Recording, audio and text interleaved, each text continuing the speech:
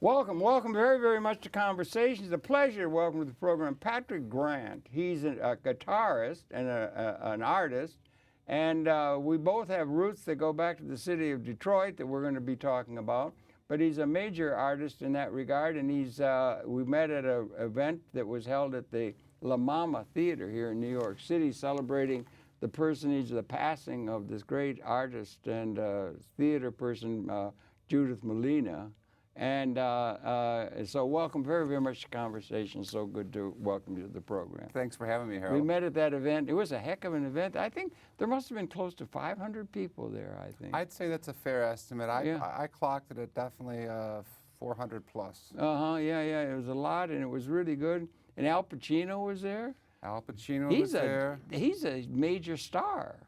Hoo-ha. Al Pacino. Yeah, right. You know, he's a big, and he had such fine things to say about the Living Theater and everything. And that little clip, we weren't able to show it. We just did a program with, people from the Living Theater that would have aired a couple of days before this one. But no, he marks that as being really a life-changing experience for him when he saw a performance of Paradise Now.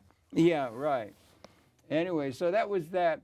And then we got talking with you and so forth, and you are a guitarist, and I'm wondering if we could talk about that, because I read a great deal about the material that's on the internet about you and so forth, and I discovered we're from the same town. Yes. But I'm wondering if you could, with me, share your own background. Well, why don't we just say where you were born and raised, and we'll talk a little bit about your background, and then we'll talk, and I got a couple of clips showing your talent. Sure. So, where were you born and raised, young man? What's your story? I was born in the glory? city of Detroit. Yes. On the west side, on Winthrop Street is what it's called. I don't know Winthrop. I lived out Grand River Avenue. Do you know Grand River Avenue? Yeah. So that's the west side. Yeah. So I was pretty much around just south of 8 Mile, Schoolcraft area. M&N. What's that? That's 8 Mile, the movie 8 Mile. You know the movie 8 Mile with M&N, yeah, 8 Mile Road. I think a lot of that particular road was brought to the nation's attention in terms of how it really, divides the city of Detroit from its neighboring cities of Redford and other places. Yeah. And it does contain it. I mean, when I was there recently, you can see on one side of the streets, Detroit, the trash is sort of picked up, there's street lights out, and the other side is Redford, and everything's pristine and taken care of, and that's how these cities contain their economies. Yeah, I guess that's true, yeah. So what was the setting when you were born? You're younger, of course, you're half my age probably, but you were born and raised there? Yeah, in the city of Detroit. I come from 3 generations of Detroit policemen. Oh, wow, okay. And that's my father's side of the street. Better straighten up. That's okay. No, now I see you're a rock and roll artist, so I think I'll relax. I'm considered the mutant in the family. And my mother's side of the family was my grandfather Patrick, my namesake. He came over from Ireland. Yeah. And he began, he was a model maker. So he made a lot of things. For automobiles and stuff? Well, you can make models for anything, but if you're in Detroit, you were making models for automobiles. So, and a lot of people don't realize that now we use computers to help us, but to this day, just about every part of a car, when it comes off of a blueprint, is made out of wood first. Is that right? I didn't. Still, you mean? Yes, still. I'll be darned. Okay, I didn't realize that. Yeah. And then they make the female and male molds until whether it's going to be something that's made out of plastic or stamped out of metal. It all comes off the paper in wood, and that's what my grandpa Pat did. Oh, he did? Yeah, my that's mom. very highly skilled work. Yeah. He was a highly skilled, and he was very proud because he started his own business, McKenna Industries, and he was very happy to, write back home to Ireland and say, like, I have my, the American dream, right? He has his own place, McKenna Industries. Yeah, it was when I was young, when I was your age or so. Detroit had the highest per capita income of any city in the United States of America. It was an incredible time. Yeah, it was when I was young. When I was in my 20s and 30s and stuff. It was booming. Yeah. All the way until the problems in the second half Oh, of the 60s. they got into terrible trouble. They had corruption.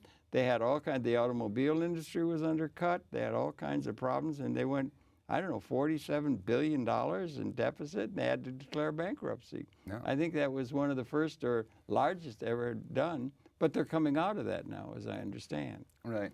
Well, my father was, my grandfather was a Detroit detective, and my father was a policeman. I think he joined the force to complete the lineage. But once my grandfather died, my dad quit the force during the riots and got a job at Ford's. Because at that time, in the 60s, riots, 68? 67 and 68. There was those riots, yeah. Yeah. Yeah. And, you know, he was losing buddies on the force, and he thought, like, wow, at that time, you could make just as much money and get just as good benefits by working for Ford Motor Company without risking your life. And since he was just starting a family, that's what... So you were in a police family then? On my father's side. Now, my mother's side, because Grandpa Pat, you know, had the business, my mom had more of an artsy upbringing. She went to, if you know it, the Kingswood School out of Cranbrook. I know Cranbrook. That's a major cultural center. Yeah, well, she went to Cranbrook. Yeah, okay, yeah, and right. so she had a theatrical background, actually. And she was the artsy one, the cultivated artsy one. My dad and his side of the family, they were all like, you know, whiskey drinking amateur musicians. Right. I remember being a little kid and all these cops playing guitars and banjos. Really? Late at night, yeah. So I don't know the way the police work. And somebody, you said he was a detective. That was my grandfather. I have not had much experience with any institutions that were very authoritarian or you know, or no, structured. But in the Army, they would have what they call officers, and then they would have non-coms, and then they would have enlisted men, and you know, the division within the Army. Is it the same in the political forces? Do they have...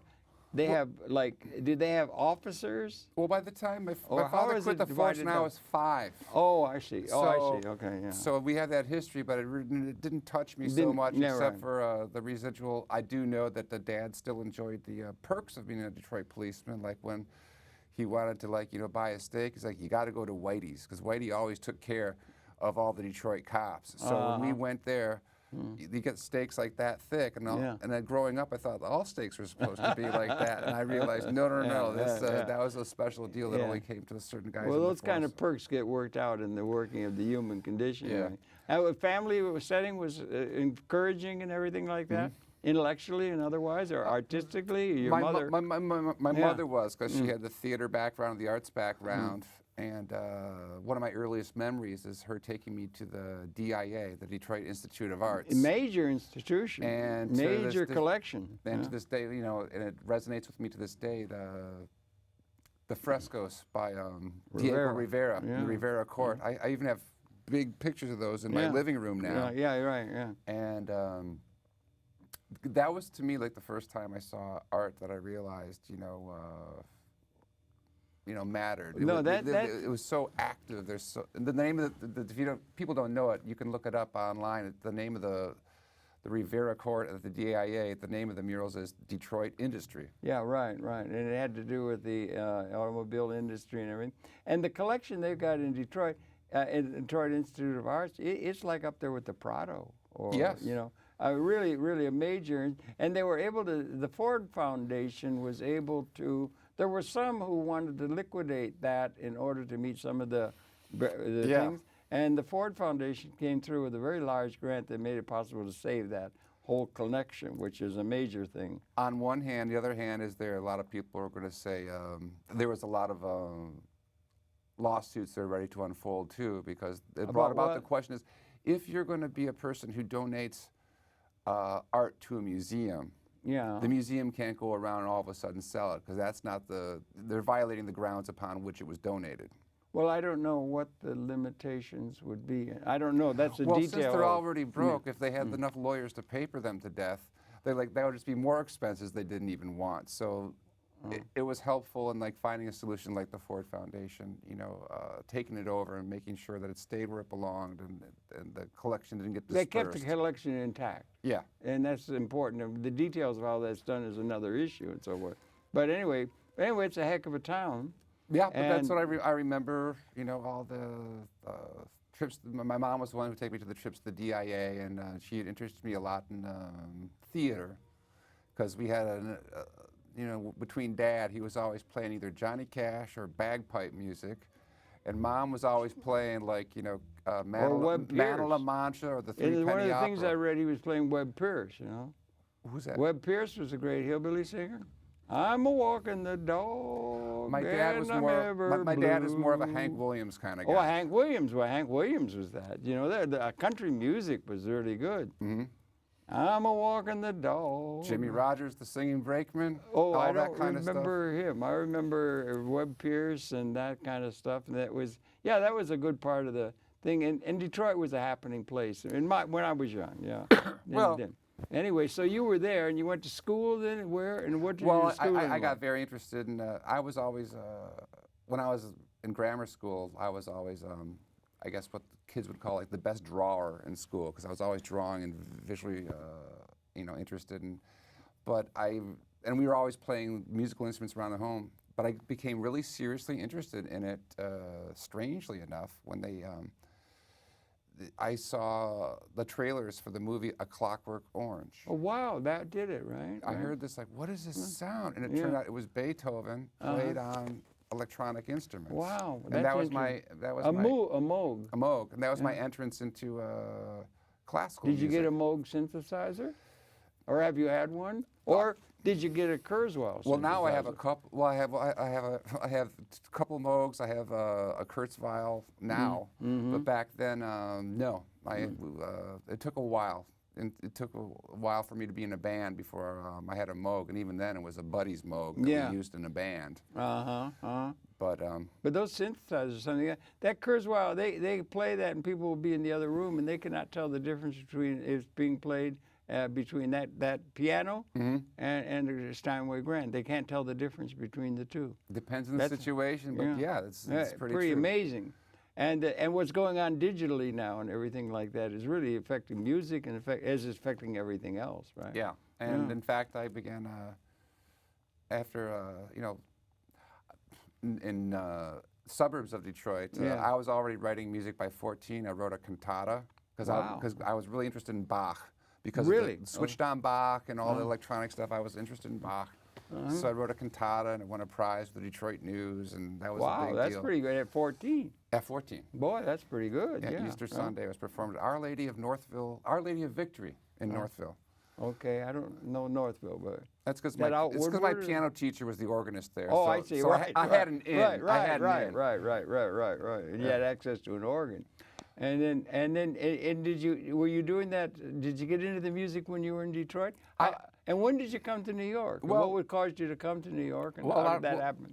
Oh, I can give you the quick story. Chapter and verse. The quick story is that classical music absorbed me, and I learned a lot of the basics there because when you learn Bach, you really learn how music works. Yeah, I guess so. Yeah. There's a composer named Maurizio Kagel who wrote something called the Saint Bach's Passion. Wow, okay. And they're like, why the St. Bach's Passion? Yeah, right, right. Yeah. He says, well, because not all musicians believe in God, but we all believe in Bach.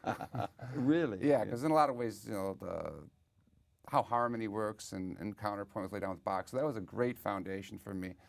But there hits a point in every young guy's life where, like, well, this is definitely not getting me any girls. Maybe I should learn how to play the guitar and join a band. Yeah, rock and roll band. Join a rock and roll band. And I wasn't so interested in what was going on in the rock and roll world then, because a lot of it was 70s stuff. You'd have some classical background. Yeah. But I was interested in when the punk and new wave came along. That caught your attention? Yeah, because they're singing about political things. Yeah. Right. They had a very theatrical side that appeared to my sense of show and spectacle. Okay. And it was just a cool way to dress up.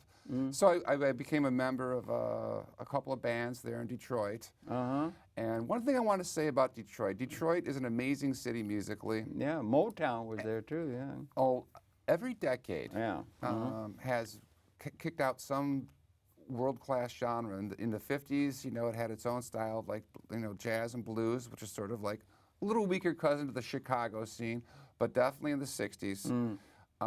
It had the Motown. Yeah, big. Big, and then in the 70s, you had guys like, Alice Cooper and Iggy Pop doing this, like, proto-punk, hard rock and roll there. And then in the 80s, that's where techno was invented. Yeah. And it's interesting. Why techno? Because with drum machines and all that. Because being an industrial city, we never had a problem making music with machines. Yeah. Okay. And then you get into, Madonna came out of there, Bob Seger. Madonna was out of Detroit? Yeah. I didn't know that. Yeah, okay. And then the whole rap scene came in. Then you get the Eminem and Kid Rock. And now you get retro rockers like Jack White and the White Stripes now. Yeah, I don't know very much about what's going on. But the point is that every single decade, it seems to have something else to give to the world. And my feeling has always been a lot of it had to do with the geographic location of Detroit, because I think a lot of Detroiters don't see this until they get out of Detroit. But a lot of it has to do with the fact that since we're right across the river from Canada. That's right. That is true. We get a lot of BBC and British programming filtered through the CBC. Yeah. Get a lot of French stuff. Yeah. And Canada, yeah. And in a lot of ways, I was finding out in terms of the rock and roll I was listening to at the time, we were finding out a lot sooner what was going on in England during the punk and new wave eras than New York was. Because when was the punk and new wave eras? That would have been the late 70s and the early 80s. Late 70s. Late 70s, early 80s. But the idea being we were getting the information first because we were just right across the border from a foreign country compared to New York or Boston or places like that.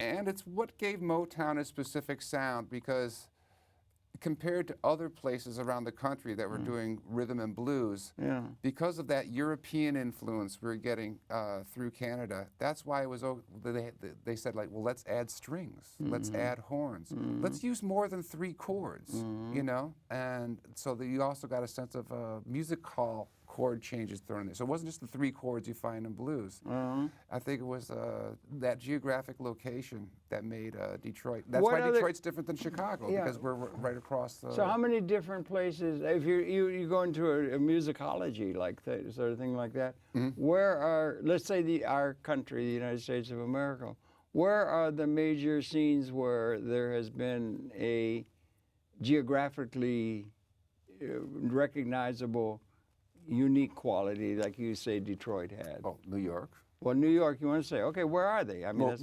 Nashville would be Southern New York, because we have the great tradition of the Jewish theater, that creeps in. Chicago blues, because a lot of the people from the South went up to Chicago for jobs. Right, straight from New Orleans, Detroit, like I said. New Orleans is a very distinctive sound. Yeah. And then as you go through time, geographical. Geographical, you definitely say, like, What is the American music? I mean, you have American music. We're talking about the history of American music. What are the eras of music that is American, particularly? Well, actually, the history of American music is really the history of the African influence. Okay, spell it out. Yeah, that's really our... That's where the really good stuff comes from. That's where our root music, really comes from. What does that have to say about the human condition? They were in terrible situation. They had slavery, remember? Yeah. Is it the people who have had to come through great travail who create something great in terms of music or art? Other aspects? Well, maybe that's how it got reintroduced to us. But I would say that when you think of the root music that the slaves were bringing over from Africa, which was the pentatonic scale, the black keys on the piano, the 5-note scale, which also exists in Asia and in every other culture set to the 5-note scale. That is in essence, the song of man, of humankind, this 5-note scale, and bringing it, and we know we still have this clash of cultures, but when the slaves came over and they're bringing it into the white music, which had a very European influence. And how that eventually got absorbed, that's the sound we've created, and shared back and forth. I mean, when did the notational system develop, where you can write music down on a thing and have it? We don't know what music was played in the court of Julius Caesar. There was no notational system to put it down. There was no notational system. And there's no recording or anything. No, but there was a lot of writing from going back to the Greeks that mathematically we could know what scales they used. Oh, really? What would you tell? Would that give us an idea of what the music was that they were listening or hearing? They would give us the flavor of what it sounded like. Like nowadays, we can definitely feel the difference between a piece that's in a major key or a minor key. They had a lot of different modes that because a lot of this was tied up with ritual. Like certain modes were used in the morning, certain scales were used for certain ceremonies. Is that around the world, the kind of thing? Yeah, the world. In essence, I mean the Carnatic music of India, they call them ragas, but it's the same idea that it's like, you know, different combinations of notes for a scale. How someone's going to improvise upon those is going to be, a lot of that can be lost to history. But we have a good idea what instruments were used and what kind of flavor, you know, came out of those scales. So you understand music pretty well and everything, and you've become a composer. So yes. you are a composer as well as a musician. I'm a composer first and foremost. Mostly was I played guitar in bands, but I've really become a keyboardist. And then recently I've returned to the guitar full force. Are there different kinds of guitars? There's bass and that, and lead and that. I don't know it. See. Yeah, there's different kinds of guitars. First of all, there's acoustic guitars. Yeah. And then there's the electric guitar. That's a big change. And it should be noted that the electric guitar is truly an American invention. Oh, really? Yeah, it is truly, you know, one of the icons of American. It's around the world now? Oh yeah. Things get around really fast now, don't they? They used to take along a few thousand years. But the electric guitar is a real contribution of America. Of America, really? Okay, yeah. And it could be argued the guitar is also arguably the most popular instrument worldwide. That's interesting. Because it can be played so many different ways, whether it's an acoustic guitar, electric guitar, and there's bass. Apropos of which, you brought in a couple of clips, I think, right? Sure. Let me just, you're throwing questions at me fast and furious, but I would say that when I was in Detroit, I left at age 22. I went 2 years to Wayne State there, and then I came here to finish up at Juilliard. I started working for other composers during the day. Like I worked within the circle of John Cage. Oh, wow, which is a great education. And from John Cage, he made me aware of the Living Theater. Because that's how you got his first concerts in the 50s were done on the off nights at the Living Theater. Is that right? Is that and right? I thought, what a cool place. Merce Cunningham, was he involved with that? Yeah, he was still, Yeah, okay, They had dance perform, all kinds of stuff. Yeah. And that's they were both tied up with the Living Theater? Or in the 50s, yeah. Boy, I tell you, Living Theater's got a hell of a biography, doesn't it? Yeah. They sure do. It's a great thing, yeah. And I was attracted to the Living Theater because they've always, been so open to their composers, and if they can have that kind of music there. They're open to the guys to the muse. Well, the Living Theater really is. It's really open to not, it's not all up to some monetary thing or something. No. They're famous for that. Yeah, and that's a space where a lot of creativity can happen. I think. I had one of my more artistic friends thought I had sold out because I joined the Living Theater. Which shows you where he was at. And I said, wow. But the Living Theater enabled me to, write music. Because I was talking about Bach, my love of Bach. Yeah, Bach. In a lot of ways, the Living Theater being a sort of a ritualized theater, for me, to create music for these theater pieces was a sort of a ceremony, like having to write a cantata or something like that. And it gave me an opportunity to have a piece I knew would be performed more than once. Because when you write a piece for them, it would be performed 30, 60 times, and they might take it on tour, and that was an incredible experience. So a lot of my recent work, I could definitely say goes back to having those roots of working in the theater, whether inside an actual theater or theater out on the streets. And like the Living Theater's ethic, it's a community theater. Yeah, it's sort of midway between both, or all, and it's open. It's got a very open architecture. It does. Yeah. Sometimes too open. But that's why But that sometimes some creativity can creep into those spaces. Yeah, but I need some structure sometimes. Yeah. But you're not personally now. Yeah. No, but you're able to create a structure where it's as inclusive as possible. Where sometimes when you're in that theater, you have some very talented musical people. Yeah. Then you have a couple guys who can only sing 5 notes. Yeah, right. Well, then as the composer, I make sure that I give them pieces that just use just those 5 notes. They sing those 5 notes at just the right time. That's so made everything to becomes order. very tailor-made. Made to order, yeah. It's Made to made to order, order. yeah. It's made to order. Now we got one of the in television. One of the tyrannies is time. We only have so much time, right? Gotcha. And we got 2 clips, right? Now, Well, do you think we might be able to think about setting up one? And could you set it up? They say. well, this was the setup. Now I can do I can finalize the setup. Okay. One of the things I've been doing recently, there's an event that goes on here for the last almost decade now, Make Music New York. I don't know what it is. It takes place every June 21st, the first day of summer. And it's modeled after a festival they've had in France. And all the musicians, play out in the streets. And I did that a couple of times. Is that May Day or something, or what? The summer solstice, Oh, the June 21st. June 21, generally, yeah. the 21st. So for the first Make Music Winter they wanted to have, Aaron Friedman, the festival director, said, Patrick, you put together shows, because I like producing shows. I learned this from Judith, too. Oh, I produce and create a lot of shows. You learned that from Judith. Huh? Oh, yeah. Well, one of the many teachers. Do you know Hannon? Oh, yeah. Is Hannon good at putting it together? Or? Yeah, he gave me a lot of freedom, too. Okay. But they asked me to put something together for the winter solstice, and I said, one of the things I've never really seen was they wanted me to put together some kind of a parade, and I said I'd rather do a procession. And they're like, "What's the difference?" Rather than a parade. They said, "What's the difference between procession and parade?" And I said, "Intention." Okay. Yeah. That's interesting. Yeah. But I put together something for the winter solstice called tilted axes.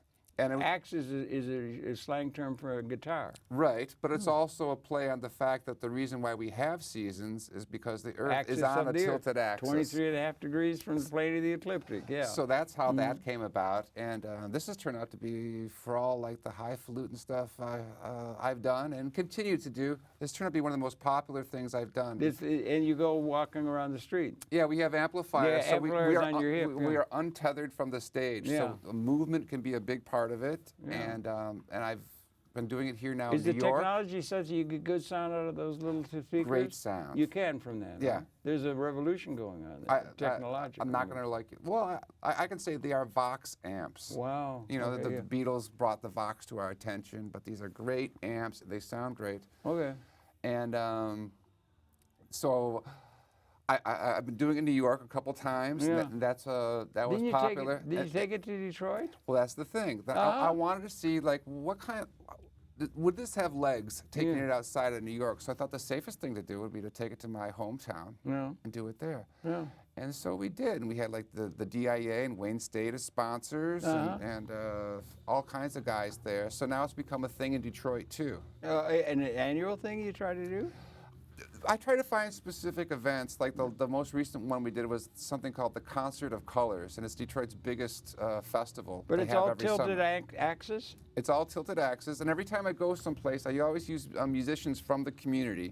So I've used Detroit musicians, but now we have some New York and Chicago musicians follow us around. Like, oh, if you're going to do a tilted axis, here, it's getting to be a form, like that. Yes. Now I've been doing it in Germany, and then next month I'll be doing it in Brazil.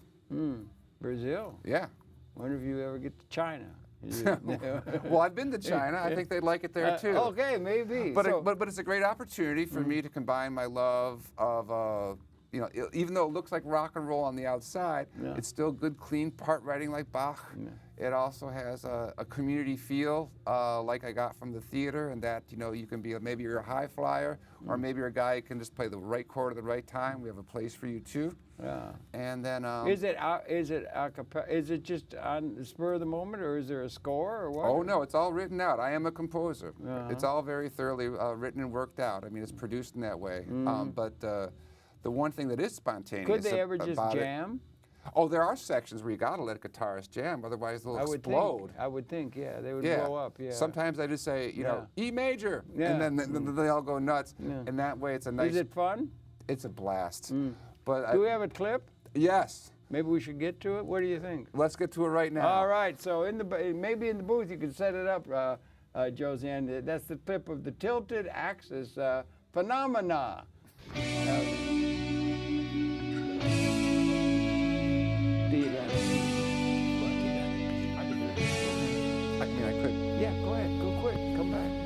picture. You can just walk.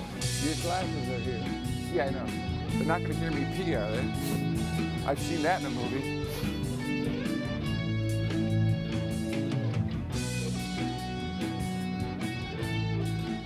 Tilted Axis began in 2011, a large electric guitar procession between 20 and 30 electric guitarists for Make Music Winter, the December version of Make Music New York.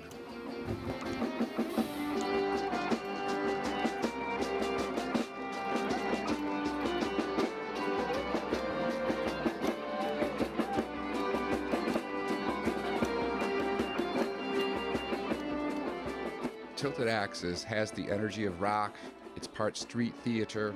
It also combines the sensibility of the downtown New York City art scene. We have a bit of a guerrilla aesthetic. We're able to go where the public is. That is the beauty of being mobile, especially when it's electric guitars, an instrument that's normally associated with being tethered to amps on stage, whereas we wear our portable amps on our side, so we can go wherever it's an opportunity to perform live. Not only has it become an annual event here, but I've been taking it to different cities and working with musicians in those cities, and we develop something that's unique for that particular city or event.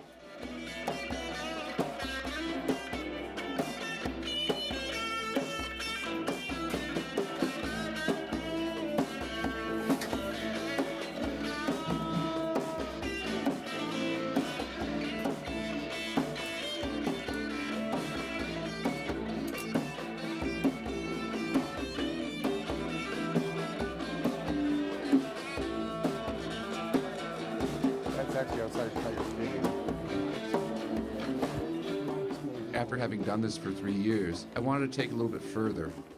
I created something called Tilt Core, which is 9 players or less that comes out of this larger ensemble where we could try out new ideas, we could try out trickier material. We would have the ability to experiment, and we do our own performances in the interim between the larger Tilted Axis projects, and they nurture each other back and forth.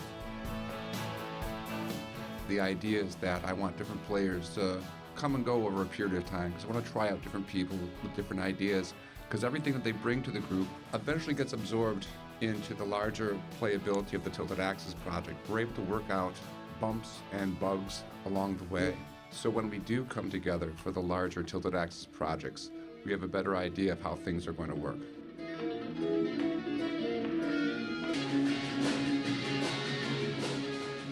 I am the composer of the project, so I'm always thinking of how all of these little elements can fit into a larger picture.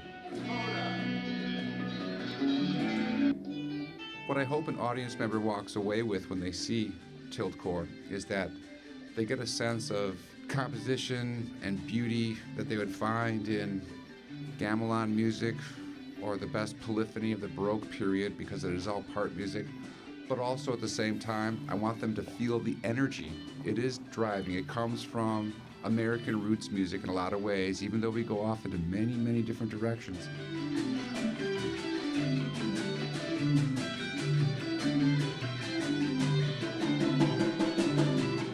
And I hope that I would want them to come to a Tilted Axis performance, because first and foremost, it is joyous and it rocks.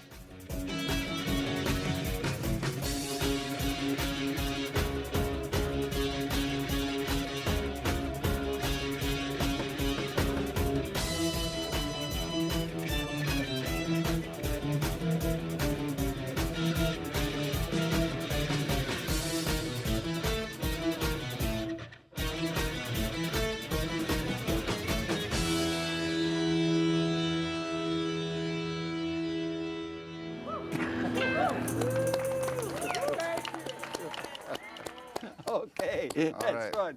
Oh, that's really good. That's really fun. Yeah, that's really good. You did it well. Who did the video? Who does the video?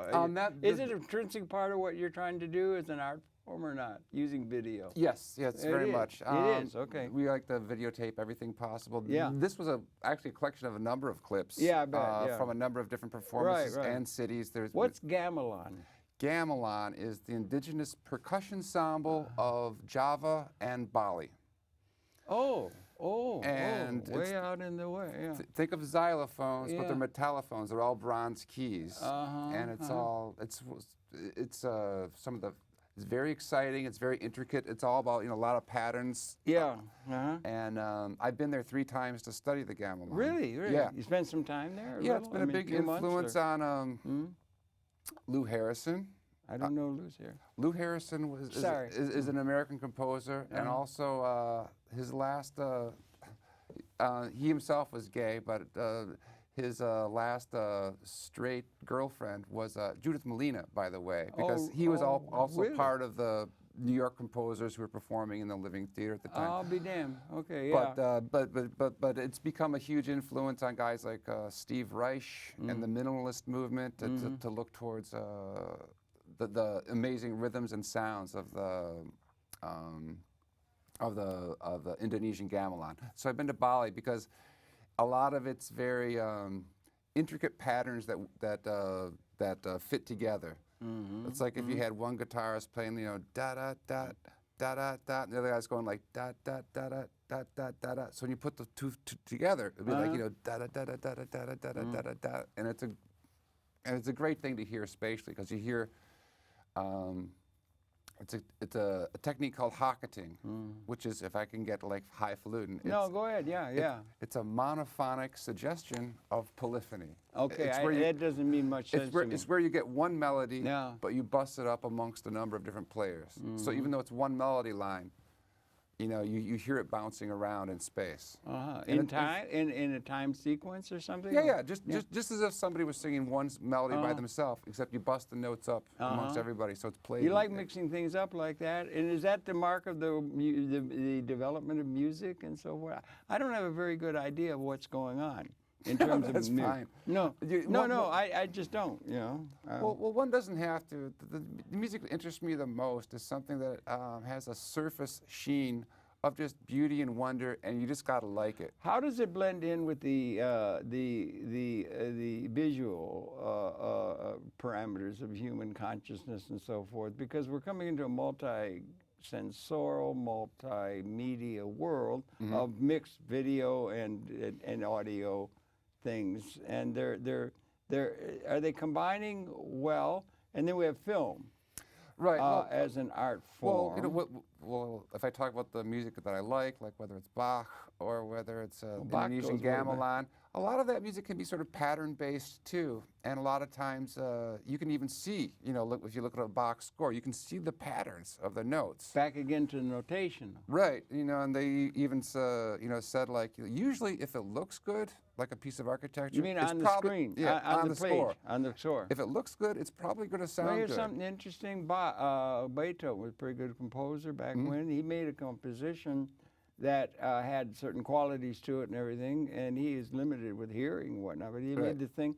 And the piano at the time had certain capability. That would be a technological. We're talking about a technologically changing environment in which the music is coming and serves, and they feed one another and all of that kind of thing and everything. And it was really something because they did it, and so 50 years later came a piano that had improved the capability of reaching into the score, if that's the right term, that was not able to be done by the earlier. That was his Hammer Clavier Sonata. He wrote a piano sonata for a piano that had yet to exist. Well, no, it came out with the quality of the piano was able to bring it out because the quality of the piano was able to bring out what was intrinsic to the score, and it wasn't able to be done by the earlier thing where it was composed. Right. That's really an interesting metaphor, right? Yeah, no, a lot of people say that that's his Hammer Clavier Sonata. That's a common thing then. I mean, that's a Hammer Clavier being the German name for piano. Yes, that is correct. And that is correct. That's an interesting metaphor. In fact, one of my favorite, and speaking of looking for the patterns, that sound good, one of my favorite jokes that nobody likes but me is that is the best sometimes. Beethoven was so deaf. How deaf was he? He was so deaf he thought he was a painter. Just making patterns. That look good. So anyways, but of course now we have the technology where we can actually hear the patterns. Where is it going? Does it have a dictation of its own? Does it have a pattern of its own? Is there something that can be seen? Where will it be 20 years from now? Where has it been? Have we got any trajectory of what's going on in terms of well, one thing that parameters makes of modern how music that and change happens? modern music and classical music are really different in that classical music seems like it's also good because we weeded out all the guys that didn't stand the test of time. Didn't all the what? We weeded out all the pieces and works that didn't stand the test of time. Okay, that's a thought. You know, which is like I wonder if that holds for literature. Well, I think or I said anything the other night, like 90% of everything's crap, and it's always the 10% that will live on and say that's why that genre existed. Why that. So the problem with the modern and new stuff, you have to weed through a lot of bad stuff to find the right stuff. And has that always been the case? Do you think? I think it's probably been always the case in the Western civilization. Or in general. No, I'm talking for general principles of the evolution of human culture. No, I would only take it back to since the Age of Enlightenment. Why? Oh, from the Age of Enlightenment, we had a decrease in the amount of before that, it was able to have usually a good outcome. Usually a lot of the music came out of social structures, whether it was the church or the court or other, daily rituals that people, the harvest song and all these things people did. But once music became commodified or commercial, then there's going to be a lot of stuff. Is there any room for non-commercialized music or anything? Or you can be an artist without being commercialized. You can just do it in a garret or something. Is there room? Yeah, you had a passing acquaintance with the Fugs, right? Yes, very, very, very passing, just because of knowing the Living Theater. Yeah, that was from Living Theater, that would have been Sanders. And Thule Kupferberg was a giant of a cartoonist, right? Yeah, but I know Ed Sanders himself. Ed Sanders was great. Besides the pop song format, he's also written a lot of stuff. I know, he's a serious guy. For a lot of avant-garde. He speaks Latin. I had a friend I was doing a program with him way the hell up in Woodstock. We went and the guy was a grandson of Van Buren, the president. Oh, really? He spoke Latin. And he came in, he was doing the camera, we walked into his place, and after about 2 minutes in the place, they were talking like we're talking now, and they were talking in Latin. Not in English, but they were talking in Latin. I understand doctors and lawyers have to understand it, but I didn't know that people actually spoke it. Yeah. But anyway, I'm just trying to get at some principles of how the human society goes and everything. Are you optimistic, pessimistic for the human prospect? I don't know. Okay, good answer. I saw a television show recently, and John Cleese of Monty Python. Brilliant. He had a good argument for just everything's hopeless. Yeah, people lie to each other all the time now. It's just the thing. It might have been on, lie. What's his name? So it's sort of resonated with me, but probably was born with a very optimistic metabolism. So that's what keeps me going. Kept me going. Okay, well, that's very good. So you're enjoying it, and you're moving, and things are changing and everything. You like New York? Yes, I do. And I think one of the secrets to living in New York is to get away from it as much as possible so you can come back and keep it in perspective. Really? Yeah, sometimes if you stay here too much, you can sort of you need to change the scenery.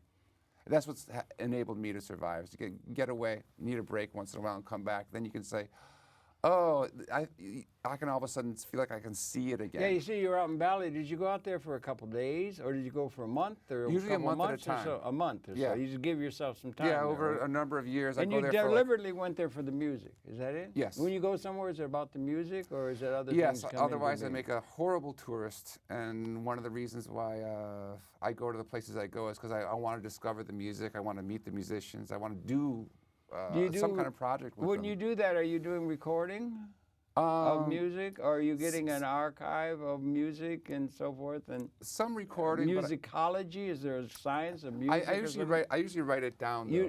Like a score? Yeah. And notational. Yeah, I feel like that. You can put it down that quick and I feel like. Why not record it? Isn't that a better way to do it? I could do that too, and I do that too. Yeah. But when I write it down, I feel like I really get it into my DNA. I get it into my motor memory. I'm using different parts of my brain that I wouldn't be using if I was just recording it. That's interesting, but the world is going multimedia, don't you think? I think they're getting past print. Has McClue and Joyce. They're getting past print, I think, and print is like notation. I think. Well, I still have my manuscript books because I can take them anywhere. I can lie in bed, do it this. But if once I get a couple pages filled, yeah, it goes straight into the computer. Sure. Not only the computer, but multimedia. And are you think? Do you think color? Do you think things other than the music, when you're doing the music and think about color, you seem to have a kind of elaborate background that we have for this thing here that's got a lot to do with color generally, and the oral, the visual. Yeah. Well, because I did get pulled into serious music through a film like by Clockwork Stanley Orange? Kubrick. Yeah. Generally, when I do write a piece of music, I do have a visual scenario going on in my head. You do? Yes. What kinds of things? I'm just curious. Do you think they're blending? Yes, I think they're blending. Or at least when people just hear a piece of music of mine, maybe not the guitar stuff, when they hear like a serious piece of music of mine, the compliment I always like, they find it very evocative. I'm making people see images in their head. That's images is one thing, yeah, right. But when we walk through the world, we don't see it one thing at a time. We don't see it linearly. We see it multisensorially. And I think we're going that way, don't you? Or are you? I think I got a friend who writes, the medium of record is becoming YouTube more than the print. They're getting over print. Print and linear thinking is there, and it's going to be going. Have you thought much about like? Oh, sure. A lot of times when I come up with an idea, I'll make sure it goes online first and foremost. No, not an idea. That's a bunch of print. Okay. You're writing a bunch of words. I'm not talking about words. I'm talking about multimedia. And that it's projected, like planetariums.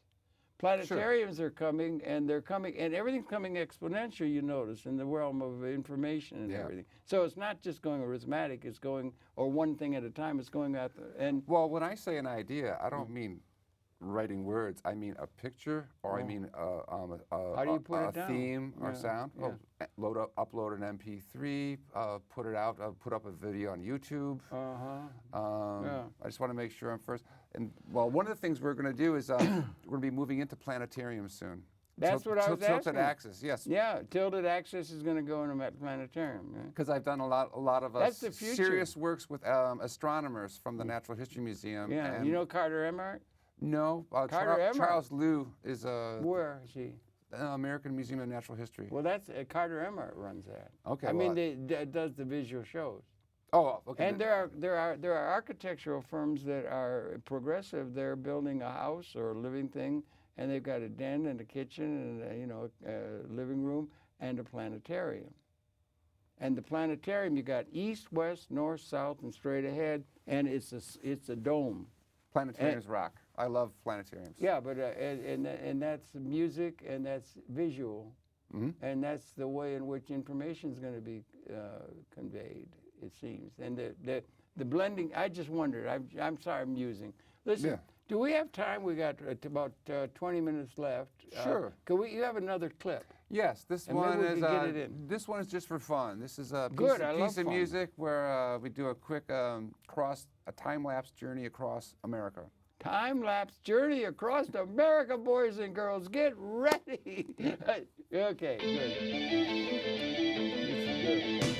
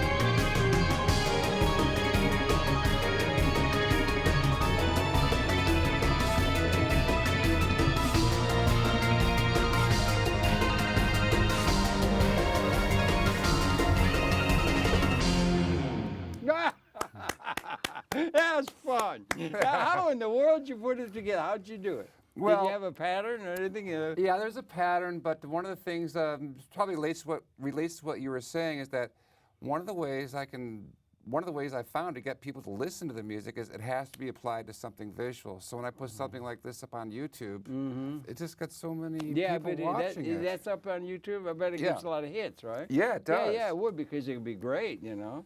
Yeah. What about, I want to ask you, we only got a couple minutes left and everything. I've been doing some programming. I don't know if it was this week or not. I get a little confused and everything. But there's a lot of things going on in the world that are a little upsetting. I mean, they're killing black people with police very great regularity. Yeah. There's a lot of things going on. There's this thing in Syria. There's hundreds of thousands of people streaming up into Europe now and so forth. Are you optimistic, pessimistic, or are you political at all? And do you think at all about a political context? The Living Theater was very political. Generally, they were anarcho. They weren't really left, communist or something like that. But they did take exception to some of the authoritarian uses of the manipulation of the human environment and so forth. Do you have any of that in you, or can you just go along with everything, or do you think there's any reason to be criticizing, if that's the right term, the inherited patterns that our elders have presenting to us as the possibilities for the human society? Oh, I've always been an iconoclast, and I've always been trying to, get at the man and, work at it from within. You don't seem to in this work. You seem to be very much able to find a thing that everybody can understand and relate to, and it's a good, positive thing, right? Well, that's how I get their attention. Well, you do, yeah. And is that the way you can just, what I'm trying to get at is, are you bothered by the lack of political way of which the world can get a greater degree of justice for everybody and some sort of a liberating order that the times call for, or not? Absolutely, I do, and I am. I'm also really concerned about doing something that really matters instead of just complaining or pointlessly complaining. Yeah. I mean, one of the you'd like to have some results. One of the first things I can do is quality can be contagious. So what I try to do, an act of quality far outweighs anything we can do in quantity.